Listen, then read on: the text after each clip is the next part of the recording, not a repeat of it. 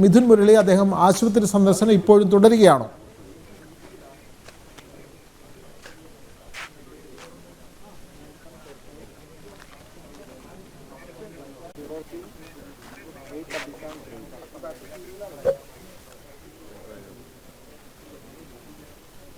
മിഥുൻ മുരളി കേൾക്കാമെങ്കിൽ.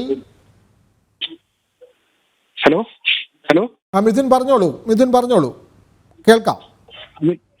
വിനോദ്, ഞാൻ നിൽക്കുന്നത് കൽപ്പറ്റ ടൗണിലേക്ക് പോകുന്ന മേപ്പാടി ടൗണിലാണ്. മേൽപ്പാടി വഴിയിലൂടെയാണ് അദ്ദേഹത്തിന്റെ സഞ്ചാരപാത. ഇനി അധികം തിരിച്ച് കൽപ്പറ്റയിലേക്ക് പോവുക ഈ വഴിയാണ്. ആശുപത്രിയിൽ അദ്ദേഹത്തിന്റെ സന്ദർശനം അവസാന ഘട്ടത്തിലേക്ക് പൂർത്തിയായിക്കൊണ്ടിരിക്കുന്നു. ഏതാനും നിമിഷങ്ങൾക്കുള്ളിൽ തന്നെ ആശുപത്രിയിൽ നിന്നും ഈ വഴി അദ്ദേഹത്തിന്റെ വാഹനവ്യൂഹം കടന്നു പോകും. വാഹനവ്യൂഹം കടന്നു പോകുന്നതുമായി ബന്ധപ്പെട്ടുള്ള ആദ്യത്തെ ഘട്ടം എന്നോണം സുരക്ഷാ ഉദ്യോഗസ്ഥരുടെ വാഹനങ്ങൾ ഇപ്പോൾ ഇതുവഴി കടന്നു പോകുന്നുണ്ട്. ഏതാനും നിമിഷങ്ങൾക്കുള്ളിൽ തന്നെ അദ്ദേഹത്തിന്റെ വാഹനവ്യൂഹം ഇതുവഴി കടന്നു വരും എന്നാണ് നിലവിൽ നമുക്ക് മനസ്സിലാക്കാൻ കഴിയുന്നത്. ആശുപത്രിയിലും എത്തി ദുരിതാശ്വാസ ക്യാമ്പിലും എത്തി കൃത്യമായി കാര്യങ്ങൾ മനസ്സിലാക്കി, കാര്യങ്ങൾ ബോധ്യപ്പെട്ട് അവിടെയുള്ള ദുരന്തബാധിതർ കൃത്യമായി തന്നെ അദ്ദേഹത്തോട് കാര്യങ്ങൾ വിശദീകരിച്ചു. വിതുമ്പലോടെ തേങ്ങലോടെയായിരുന്നു പലരും അദ്ദേഹവുമായി സംസാരിച്ചത്. ആ ദൃശ്യങ്ങൾ നമ്മൾ കണ്ടതാണ്. ആശുപത്രിയിലും ഒപ്പം ദുരിതാശ്വാസ ക്യാമ്പിലും ആളുകൾ വിതുമ്പലോടെ തേങ്ങലോടെ തങ്ങൾക്കുണ്ടായ ദുരന്തം രാജ്യത്തിന്റെ തങ്ങളുടെ പ്രധാനമന്ത്രിയോട് പങ്കുവെക്കുന്ന ദൃശ്യങ്ങൾ നമ്മൾ കണ്ടതാണ്. അല്പസമയം മുൻപ് അവരെ ആശ്വസിപ്പിച്ചു, അവരെ ചേർത്ത് നിർത്തി, അവർക്ക് വേണ്ട കരുതലും താങ്ങും ആത്മവിശ്വാസവും എല്ലാം പകർന്നു നൽകി. പ്രധാനമന്ത്രിയും രാജ്യവും കൂടെയുണ്ട് എന്ന് അവരെ ബോധ്യപ്പെടുത്തി. അതിനുശേഷം അദ്ദേഹം ഈ വഴി തന്നെ മേപ്പാടി വഴി കൽപ്പറ്റയിലേക്ക് അല്പസമയത്തിനുള്ളിൽ തന്നെ മടങ്ങും. അതിനുശേഷം കൽപ്പറ്റയിൽ ഒരു അവലോകന യോഗം നേരത്തെ നിശ്ചയിച്ചിരുന്നു. പക്ഷെ അത് ഉണ്ടാകുമോ, അതിൽ അദ്ദേഹം പങ്കെടുക്കുമോ എന്നുള്ള കാര്യത്തിൽ ഒരു വ്യക്തത ഇല്ല. 3:30 സമയം. അദ്ദേഹം മുൻകൂട്ടി നിശ്ചയിച്ചിരുന്ന അദ്ദേഹത്തിന്റെ സന്ദർശനവുമായി ബന്ധപ്പെട്ടുള്ള സമയക്രമത്തിൽ നിന്ന് അരമണിക്കൂർ കൂടി മുന്നോട്ട് പോയിരിക്കുന്നു. അതുകൊണ്ട് ആ അവലോകന യോഗത്തിന്റെ കാര്യത്തിൽ നമുക്ക് ഇപ്പോൾ ഒരു സ്ഥിരീകരണം പറയാത്ത സാഹചര്യം. എന്തായാലും കളക്ടറേറ്റിലേക്ക്, വയനാട് കൽപ്പറ്റ കളക്ടറേറ്റിലേക്കാണ് അദ്ദേഹം പോവുക. കൽപ്പറ്റയിലെ സ്കൂളിലെ ഹെലിപ്പാഡിൽ നിന്നും വീണ്ടും കണ്ണൂരിലേക്ക് യാത്ര തിരിക്കുകയും ചെയ്യും. ഇപ്പോൾ സമയത്തിനുള്ളിൽ അദ്ദേഹത്തിന്റെ വാഹനവ്യൂഹം മേപ്പാടി വഴി ആ ദുരന്തബാധിത പ്രദേശത്തെ സന്ദർശനവും ദുരന്തബാധിതരെയും നേരിട്ട് കണ്ട് അവരുടെ കാര്യങ്ങൾ ബോധ്യപ്പെട്ടതിനു ശേഷം അദ്ദേഹം മടങ്ങുകയാണ്. എന്തൊക്കെ പറഞ്ഞാലും ഈ ഒരു സന്ദർശനം ഈ ഒരു ജനസമൂഹത്തിന് നൽകിയിരിക്കുന്ന ആത്മവിശ്വാസം വളരെ വലുതാണ്. തിരിച്ചുവരവിന്റെ അതിജീവനത്തിന്റെ ഘട്ടത്തിലേക്ക് കടക്കുന്ന ഈ ഒരു നിമിഷത്തിൽ പ്രധാനമന്ത്രി നേരിട്ടെത്തി അവരെ കേൾക്കാൻ കാരണമാവുകയും അവർക്ക് അവരുടെ പ്രയാസങ്ങൾ, ബുദ്ധിമുട്ടുകൾ, വെല്ലുവിളികൾ, അതിജീവനത്തിന്റെ ഘട്ടത്തിൽ അവർ നേരിടുന്ന ബുദ്ധിമുട്ടുകൾ എല്ലാം പ്രധാനമന്ത്രിയുമായി പങ്കുവയ്ക്കുവാനും ഒക്കെ കഴിഞ്ഞു എന്ന് പറയുന്നത് അവർക്ക് നൽകുന്ന ആത്മവിശ്വാസം വളരെ വലുതാണ്. പ്രതീക്ഷകൾ വളരെ വലുതാണ്. അവരെ ചേർത്ത് നിർത്തുക എന്ന് പറയുന്നത് ഈ ഒരു നിമിഷത്തിൽ. നമ്മൾ ആശുപത്രിയിലെ ദൃശ്യങ്ങളാണ് കാണുന്നത്. മിഥുൻ മുരളി, ആശുപത്രിയിലെ ദൃശ്യങ്ങൾ നമുക്കിപ്പോൾ പങ്കുവെക്കാൻ സാധിക്കുന്നുണ്ട്. ആശുപത്രി കിടക്കയിൽ കിടക്കുന്നവരുമായി പ്രധാനമന്ത്രി സംവദിക്കുന്നു. അവിടെ ആശുപത്രിയിൽ തന്നെ മരണപ്പെട്ടവരുടെ ചിത്രങ്ങൾ അവിടെ ഉണ്ട്. അതിനു മുമ്പിൽ അദ്ദേഹം പുഷ്പാർച്ചന നടത്തുന്നു. കൊച്ചുകുട്ടികളെ അടക്കം പരിക്കേറ്റവരുടെ സങ്കടങ്ങൾ ചേർന്ന് നിന്നുകൊണ്ട് അവരുടെ പ്രയാസങ്ങൾ ചേർന്ന് നിന്ന് അദ്ദേഹം കേൾക്കുന്നു. ആ കുട്ടികളെ തലോടുന്നു, അവരുടെ സങ്കടങ്ങൾ മനസ്സിലാക്കുന്നു. മരണപ്പെട്ട ഉറ്റവരുടെ ചിത്രങ്ങൾ ആ ആശുപത്രിയിലുണ്ട്. അവിടെ അദ്ദേഹം പുഷ്പാർച്ചന നടത്തുന്നു. കൊച്ചുകുട്ടികളെ അദ്ദേഹം താലോലിക്കുന്നു, അവരുടെ പ്രയാസങ്ങൾ മനസ്സിലാക്കുന്നു.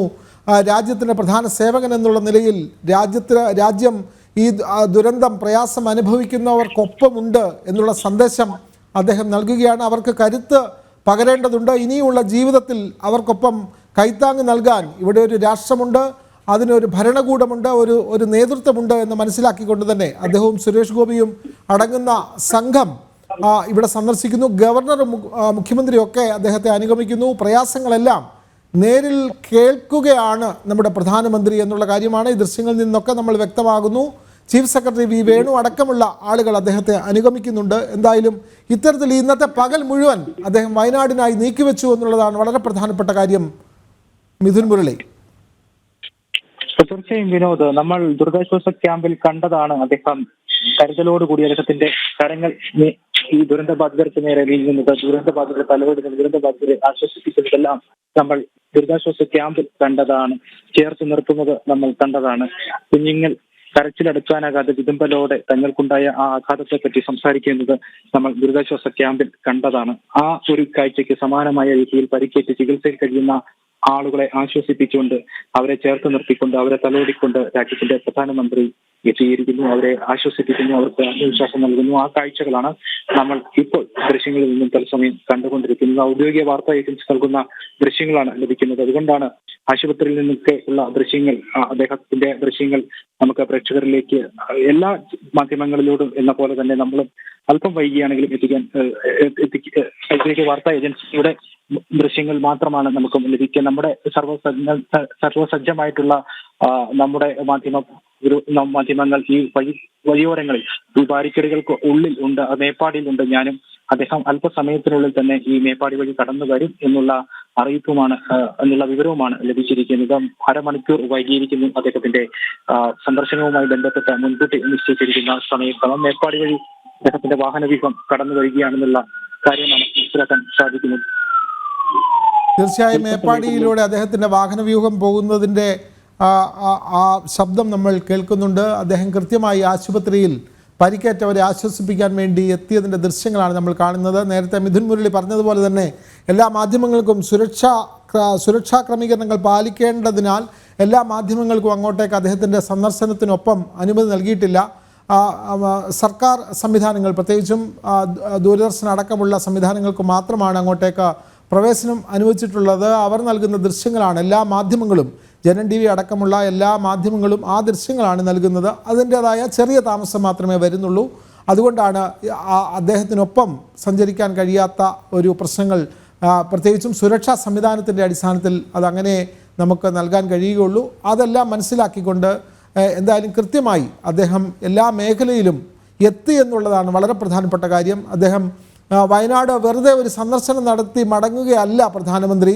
കൃത്യമായി കാര്യങ്ങൾ മനസ്സിലാക്കി ആദ്യം ഹെലികോപ്റ്ററിൽ ആ ദുരന്തമുണ്ടായ പ്രദേശങ്ങൾ നേരിൽ കാണുന്നു, പിന്നീട് ആ പ്രദേശത്തേക്ക് റോഡ് മാർഗം എത്തുന്നു, ദുരന്ത മേഖലയിൽ നടന്നു കാണുന്നു, തകർന്ന സ്കൂൾ നിലനിന്ന സ്ഥലവും വീടും അതേപോലെ തന്നെ ഉഴുതുമറിച്ച ആ ഭൂമിയിലൂടെ അദ്ദേഹം ആ കണ്ണീർ, പ്രത്യേകിച്ചും ജീവിതമില്ലാതായവരുടെ ഭൂമിയിലൂടെ അദ്ദേഹം സഞ്ചരിക്കുന്നു. പിന്നീടാണ് അദ്ദേഹം ക്യാമ്പിലേക്ക് എത്തുന്നത്. ക്യാമ്പിൽ കഴിയുന്നവരോട് എല്ലാ കാര്യങ്ങളും ചോദിച്ച് മനസ്സിലാക്കി അവരുടെ സങ്കടങ്ങൾ കേട്ട് എല്ലാം അവരെ തോളിൽ തട്ടിയും തലയിൽ കൈവച്ചും ഒക്കെ ആശ്വസിപ്പിക്കുന്ന പ്രധാനമന്ത്രിയാണ് നമ്മൾ കണ്ടത്. പിന്നീട് അദ്ദേഹം ആശുപത്രിയിലേക്ക് എത്തി.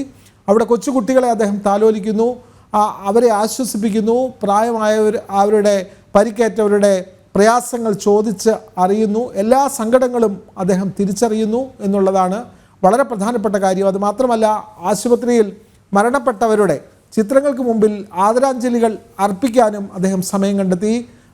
പരിക്കേറ്റവരെ നേരിൽ കണ്ട് അവരുടെ പ്രയാസങ്ങൾ മനസ്സിലാക്കി, അവരുടെ പരിക്ക് എത്രമാത്രം പരിക്കുണ്ട് എന്ന് അവിടെ ഉള്ള ഡോക്ടർമാരോട് വരെ കാര്യങ്ങൾ ചോദിച്ച് അദ്ദേഹം മനസ്സിലാക്കുകയാണ്. മരിച്ച 400ഓളം ആളുകളുടെ ചിത്രം ആ ആശുപത്രിയിലുണ്ട്. അവിടെ ആദരാഞ്ജലികൾ അദ്ദേഹം അർപ്പിക്കുന്നു. കൊച്ചുകുട്ടിയോട് അവരുടെ ഭാഷയിൽ സംസാരിക്കുന്നു, അവരെ താലോലിക്കുന്നു, അവരുടെ സങ്കടങ്ങളും പ്രയാസങ്ങളും ഒക്കെ അദ്ദേഹം മനസ്സിലാക്കുന്നു എന്നുള്ളതാണ്. പരിക്കേറ്റ സമൂഹത്തിലെ വിവിധ തരത്തിലുള്ള ആളുകളുണ്ട്. കൊച്ചുകുട്ടികൾ മുതൽ പ്രായമായവർ, സ്ത്രീകൾ, അമ്മമാർ, കൈക്കുഞ്ഞുങ്ങൾ ഒക്കെ അവരെയൊക്കെ താലോലിക്കാനും അവരെയൊക്കെ എടുത്ത് ആശ്വസിപ്പിക്കാനും ഒക്കെ പ്രധാനമന്ത്രി തയ്യാറാകുന്നു എന്നുള്ളത് വളരെ ആശ്വാസകരം തന്നെയാണ്. വയനാടിനെ സംബന്ധിച്ച് ഇത് അവർക്ക് ജീവിതത്തിൽ പറഞ്ഞു തീരാൻ കഴിയാത്തതിൽ അപ്പുറം, ഒരു ജീവിതത്തിൽ അനുഭവിക്കാവുന്നതിലപ്പുറമാണ് അവർക്കുണ്ടായ ഈ സങ്കടം. അതെല്ലാം നേരിട്ട് മനസ്സിലാക്കുകയാണ് പ്രധാനമന്ത്രി. അതിനു വേണ്ടിയിട്ടാണ് അദ്ദേഹം എത്തിയതും. അത്തരത്തിലുള്ള ഒരു അന്തരീക്ഷത്തിലാണ് അദ്ദേഹം ഇന്നത്തെ പകൽ മുഴുവൻ പ്രധാനമന്ത്രി വയനാടിനായി നീക്കിവെച്ചു എന്നുള്ളതാണ്. ഒരു വലിയ പദ്ധതി തന്നെ വയനാടിൻ്റെ പുനരുദ്ധാരണത്തിന് പ്രധാനമന്ത്രിയുടെ മനസ്സിലുണ്ടാകുമെന്നുള്ള കാര്യത്തിൽ യാതൊരു തർക്കവുമില്ല. കാരണം അവിടുത്തെ എത്രമാത്രം വ്യാപ്തിയിലാണ് ഈ ഉരുൾപൊട്ടൽ അവിടുത്തെ ജനതയെ ഇല്ലാതാക്കിയത്, ആ ഭൂമിയെ മാറ്റിമറിച്ചത് എന്നുള്ള കാര്യം കൃത്യമായി ഉദ്യോഗസ്ഥർ പറയുന്ന റിപ്പോർട്ടിലൂടെ മാത്രമല്ല, അവർ എഴുതിയ റിപ്പോർട്ടിൻ്റെ വ്യാപ്തി മനസ്സിലാക്കാൻ വേണ്ടി തന്നെയാണ് അദ്ദേഹം അങ്ങോട്ടേക്ക് എത്തിയത്. ഇത്രയും രാജ്യത്ത് നിരവധി പ്രശ്നങ്ങൾ നിലനിൽക്കുമ്പോഴും രാജ്യത്തിൻ്റെ സർവ്വവിധ കാര്യങ്ങളിലും ശ്രദ്ധിക്കേണ്ട പ്രധാനമന്ത്രിയാണ് ഒരു പകൽ മുഴുവൻ വയനാടിനുണ്ടായ, അല്ലെങ്കിൽ കേരളത്തിൽ അടുത്ത കാലത്തുണ്ടായ ഏറ്റവും വലിയ ദുരന്തം നേരിൽ കാണുന്നതിനാണ് എത്തിയത്. അദ്ദേഹം ആശുപത്രി സന്ദർശനം കഴിഞ്ഞ് കളക്ട്രേറ്റിലേക്ക് വരികയാണ്. ഉന്നതതല യോഗത്തിനൊന്നും മാറ്റമില്ല. ഉന്നതതല യോഗം നടത്തിയ ശേഷം മാത്രമേ പ്രധാനമന്ത്രി മടങ്ങുകയുള്ളൂ. ആ ദൃശ്യങ്ങളാണ് നമ്മൾ കാണുന്നത്. കളക്ട്രേറ്റിൽ നിന്നും അർജുൻ ചേരുകയാണ്. അർജുൻ, കളക്ട്രേറ്റിൽ യോഗം, പ്രത്യേകിച്ചും കളക്ടർ മേഘശ്രീയാണ് വയനാടിൻ്റെ ജില്ലാ കളക്ടർ. കളക്ട്രേറ്റിൽ ഉന്നതതല യോഗം നടക്കുന്നു. മുഖ്യമന്ത്രി, ഗവർണർ, കേന്ദ്രമന്ത്രി അതേപോലെ തന്നെ തുടങ്ങിയവരെല്ലാം, ചീഫ് സെക്രട്ടറി അടക്കമുള്ള ആളുകൾ ഈ ഉന്നതതല യോഗത്തിനുണ്ട്. പ്രധാനമന്ത്രി ഉന്നതതല യോഗത്തിലേക്ക് എത്തുകയാണല്ലോ. കൂടുതൽ വിവരങ്ങൾ അർജുൻ.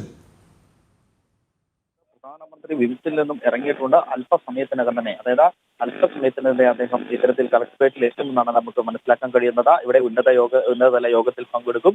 ഇത്തരത്തിൽ സമയക്കുറവ് മൂലം ഈ ഉന്നതതല യോഗം മാറ്റിവെക്കുമെന്നായിരുന്നു നമുക്ക് ആദ്യം കിട്ടിയ സൂചന. പക്ഷേ പിന്നീട് ഈ ഉന്നതതല യോഗം ചേരുവാൻ തീരുമാനിക്കുകയായിരുന്നു പ്രധാനമന്ത്രി, അതുപോലെ തന്നെ മുഖ്യമന്ത്രി, ഗവർണർ, കേന്ദ്രമന്ത്രിമാർ തുടങ്ങിയവരടക്കം ഈ യോഗത്തിൽ പങ്കെടുക്കുമെന്നുള്ളതാണ് നമുക്ക് മനസ്സിലാക്കാൻ കഴിയുന്നത്. മാത്രമല്ല ചീഫ് സെക്രട്ടറി അടക്കമുള്ളവർ ഈ യോഗത്തിൽ പങ്കെടുക്കുന്നുണ്ട്. അല്പസമയത്തിനകം തന്നെ അദ്ദേഹം ഇവിടെ എത്തിച്ചേരുമെന്നാണ് നമുക്ക് അറിയാൻ കഴിയുന്നത്. വലിയ രീതിയിലുള്ള ഒരു സുരക്ഷാ സംവിധാനം തന്നെയാണ് ഈ പ്രദേശങ്ങളിലാകെ ഒരുക്കിയിരിക്കുന്നത്, ഈ സിവിൽ സ്റ്റേഷനിലാകെ ഒരുക്കിയിരിക്കുന്നത്. അത്തരത്തിൽ പോലീസിന്റെ ഒരു സുരക്ഷാ സംവിധാനം നമുക്ക് കാണുവാൻ സാധിക്കും.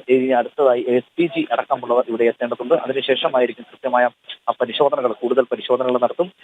ഇത്തരത്തിലുള്ള പഴുതടത്തിലുള്ള ഒരു സുരക്ഷ തന്നെയാണ് ഇവിടെ ഒരുക്കിയിട്ടുള്ളത്. അല്പസമയത്തിനകം തന്നെ അദ്ദേഹം എത്തുമെന്നാണ് നമുക്ക് മനസ്സിലാക്കാൻ കഴിയുന്നത്. കിംസിലെത്തി പരിക്കേറ്റവരെ സന്ദർശിച്ച് അവരോട് സംസാരിച്ചതിന് ശേഷമാണ് പ്രധാനമന്ത്രി ഇവിടേക്ക് അല്ലെങ്കിൽ ഈ ഒരു സിവിൽ സ്റ്റേഷനിലേക്ക്, കളക്ടറേറ്റിലേക്ക് എത്തുന്നത്. അത്തരത്തിൽ അല്പസമയത്തിനകം തന്നെ അദ്ദേഹം എത്തുമെന്നാണ് നമുക്ക് പ്രതീക്ഷിക്കാൻ കഴിയുന്നത്. നേരത്തെ നമ്മൾ സൂചിപ്പിച്ചതുപോലെ തന്നെ ഈ ഒരു അവലോകന യോഗത്തിന് ശേഷമായിരിക്കും കൂടുതൽ കാര്യങ്ങൾ തീരുമാനിക്കുക. അത് ഏത് തരത്തിലാണ് ഇനി മുന്നോട്ട് പോകേണ്ടത്, ഏത് തരത്തിലുള്ള പാക്കേജുകളാണ് പ്രഖ്യാപിക്കുക എന്നതടക്കമുള്ളത് ചിലപ്പോൾ ഈ യോഗം കഴിയുമ്പോൾ നമുക്ക് അറിയുവാൻ സാധിക്കും. മുഖ്യമന്ത്രി അടക്കമുള്ളവർ അദ്ദേഹത്തിന് കൂടെയുണ്ട്. ആരിഫ് മുഹമ്മദ് ഖാനുണ്ട്, ഗവർണർ ആരിഫ് മുഹമ്മദ് ഖാനുണ്ട്, അതുപോലെ തന്നെ അദ്ദേഹത്തിന്റെ കൂടെ സുരേഷ് ഗോപിയുണ്ട്, സഹമന്ത്രി സുരേഷ് ഗോപിയുണ്ട്. ഇവരൊക്കെ അദ്ദേഹത്തിന്റെ കൂടെ അനുഗമിക്കുന്നുണ്ട്. ചീഫ് സെക്രട്ടറി ഉണ്ട്. അപ്പോൾ ഇവരൊക്കെ വരുമ്പോൾ ഇവരുടെയൊക്കെ സാന്നിധ്യത്തിലാണ് പ്രധാനമന്ത്രി ഈ പ്രദേശങ്ങളിലെല്ലാം നടന്ന് കാണുന്നതും അവിടെയെല്ലാം വീക്ഷിക്കുകയും ചെയ്തത്. അത്തരത്തിലുള്ള നിർദ്ദേശങ്ങളൊക്കെ പ്രധാനമന്ത്രി നേരത്തെ നൽകുന്ന സാഹചര്യമുണ്ടായിരുന്നു. ചൂരന്മല, മുണ്ടക്കൈ, അതുപോലെ തന്നെ പുഞ്ചിരിമട്ടം അടക്കമുള്ള സ്ഥലങ്ങളിലേക്ക് എത്തി അദ്ദേഹം കൃത്യമായ നിരീക്ഷണം നടത്തുന്ന സാഹചര്യമുണ്ടായിരുന്നു. അതിനെ തുടർന്ന് പിന്നീട് ഈ ബെയിലി പാലത്തിൽ അടക്കം അദ്ദേഹം വരുന്ന സാഹചര്യമുണ്ടായിരുന്നു. നമുക്ക് നേരത്തെ പറഞ്ഞതുപോലെ തന്നെ ബെയിലി പാലം ഒരിക്കലും നമുക്ക് വിസ്മരിക്കാൻ കഴിയാത്ത ഒരു പ്രവൃത്തിയാണ്. സൈന്യത്തിന്റെ ഒരു ദൃഢത തന്നെയാണ് ഈ ഒരു ചൂണ്ടിക്കാണിക്കുന്നത്. അത്തരത്തിൽ ഈ ഒരു ബെയിലി പാലം ഇവിടെ നിർമ്മിച്ചിരിക്കുന്നു. വലിയ രീതിയിൽ സൈന്യത്തോടുള്ള ഒരു പ്രശംസ അത് ഒരിക്കലും നമുക്ക് പറഞ്ഞാൽ തീരില്ല. അത്തരത്തിലുള്ള വലിയ രീതിയിലുള്ള ഒരു സുരക്ഷാ സംവിധാനങ്ങളൊക്കെ ഒരുക്കിക്കൊണ്ട്, അല്ലെങ്കിൽ ഈ ഒരു സാഹചര്യത്തിൽ ഈ പുഞ്ചിമറ്റത്തേക്കോ അല്ലെങ്കിൽ ഈ മുണ്ടക്കൈയിലേക്കോ ഈ ചൂരന്മലയിൽ നിന്നും പോകാൻ കഴിയാത്ത ഒരു സാഹചര്യം ഉണ്ടായിരുന്നു. വലിയ രീതിയിൽ വെള്ളം കുത്തിയൊലിച്ച ഒരു പാത തടസ്സപ്പെടുത്തുന്ന ഒരു സാഹചര്യം ഉണ്ടായിരുന്നു. തുടർന്നായിരുന്നു സൈന്യം അത്തരത്തിലുള്ള ഒരു പാലം നിർമ്മിക്കുന്നത്, ദൃഢതയേറിയ ഒരു പാലം നിർമ്മിക്കുന്നത്. ആ ഒരു പാലത്തിലൂടെയാണ് പ്രധാനമന്ത്രി ഇന്ന് നടന്നു വന്നത്, അവലോകനം നടത്തിയത്, കൃത്യമായി തന്നെ നിർദ്ദേശങ്ങൾ മറ്റുള്ളവർക്ക് നൽകിയത്. പ്രധാനമന്ത്രിയുടെ കാര്യങ്ങളൊക്കെ വിശദീകരിച്ച് നൽകുവാൻ മുഖ്യമന്ത്രിയും അതുപോലെ തന്നെ ഒപ്പം ADGP അടക്കമുള്ളവർ ഉണ്ടായിരുന്നു. കൃത്യമായി കാര്യങ്ങൾ മനസ്സിലാക്കി കൊടുത്ത് ഏത് തരത്തിലാണ് ഇവ അഫക്ട് ചെയ്തിട്ടുള്ളത് എന്ന് അടക്കം പറയുന്ന ഒരു സാഹചര്യമാണ് നമുക്ക് കാണുവാൻ സാധിച്ചത്. അതിന്